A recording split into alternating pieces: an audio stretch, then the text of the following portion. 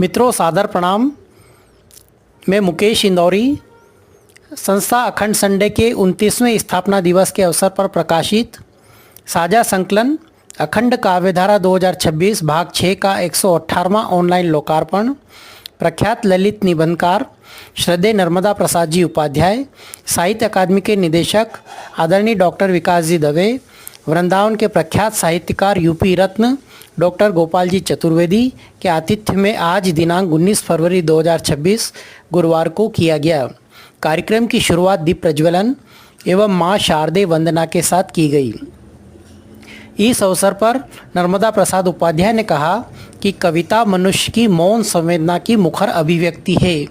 यही अभिव्यक्ति मनुष्यता की पहचान है। संस्था अखंड संडे का समर्पण इस संवेदना के प्रति अद्भुत है।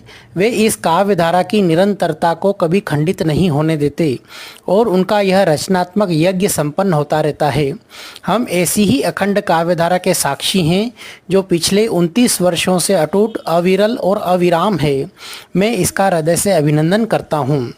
इस अवसर पर डॉक्टर विकास दवे ने कहा कि संस्था अखंड संडे लंबे समय से अखंड साधना की तरह इस काव्य अनुष्ठान को, साहित्य अनुष्ठान को सुचारू रूप से चलाने का काम कर रही है, जो अद्भुत है।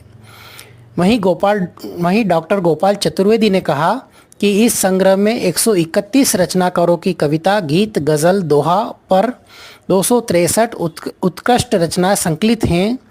काव्य की यह अविरल धारा पावन गंगाधार की तरह समाज में व्याप्त विसंगतियों, कलुष को दूर करने में सहायक है। वहीं कृति संपादक मुकेश इंदौरी ने कहा कि अखंड काव्यधारा अनवरत बहती रहती है। यह धारा न किसी कालखंड में ठहरती है, न किसी विचारधारा की सीमा में बंधती है। अखंड काव्यधारा जोड़ने का काम करती है।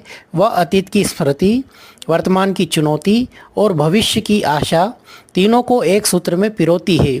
मेरा आग्रह यही है कि हम कविता को केवल पढ़ें नहीं, उसे जिएं, क्योंकि जब तक मनुष्य है तब तक कविता है और जब तक कविता है तब तक मनुष्य की संवेदना सुरक्षित है। कविता न रुकी है, न रुकेगी कभी। यह मनुष्यता की सांस है, चलती रहेगी। संचालन मुकेश इंदौरी ने किया। इस अवसर पर कई जाने माने साहित्यकार ऑनलाइन उपस्थित थे। बहुत बहुत धन्यवाद। मुकेश इंदौरी।